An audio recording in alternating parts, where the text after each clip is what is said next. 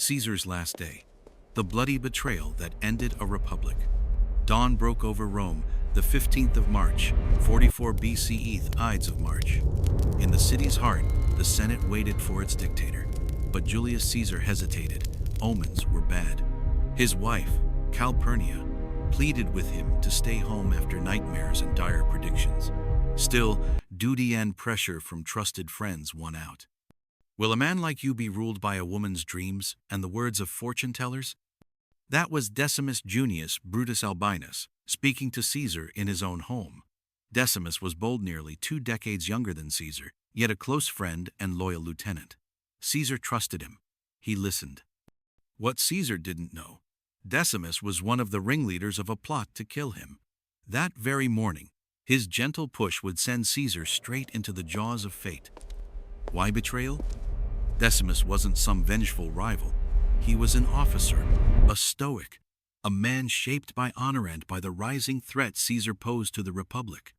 Caesar had become all-powerful, dictator for life, chief priest, an unstoppable force who broke rules, bought votes, and filled Rome's government with friends, ex-slaves, and foreigners loyal only to him.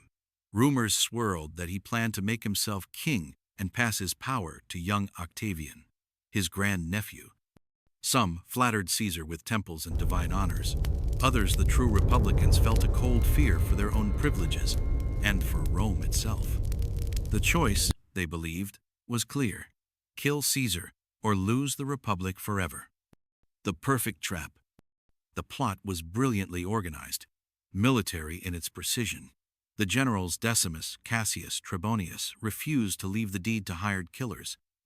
The murder would happen in public, at the Senate, as a statement to all of Rome. Usually, Caesar's bodyguards would have been at his side, but wanting to appear open and unafraid, he dismissed them. Inside the Senate, only senators were allowed.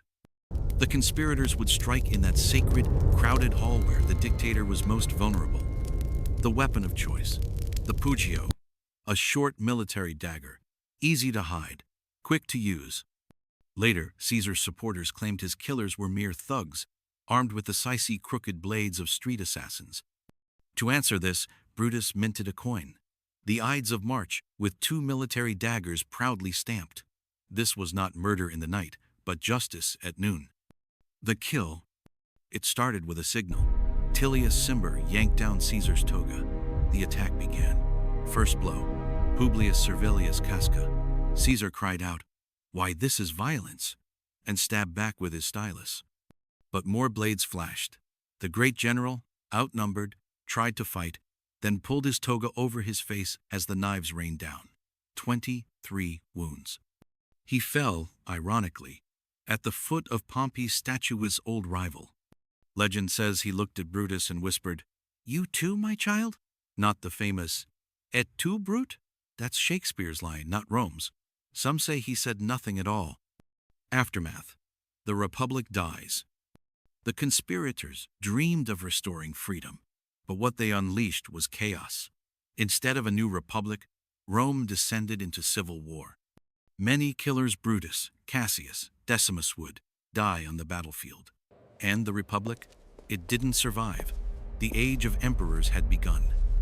In the end, Caesar's murder was not the cure his killers imagined. It was the beginning of something even more unstoppable. The world would never be the same.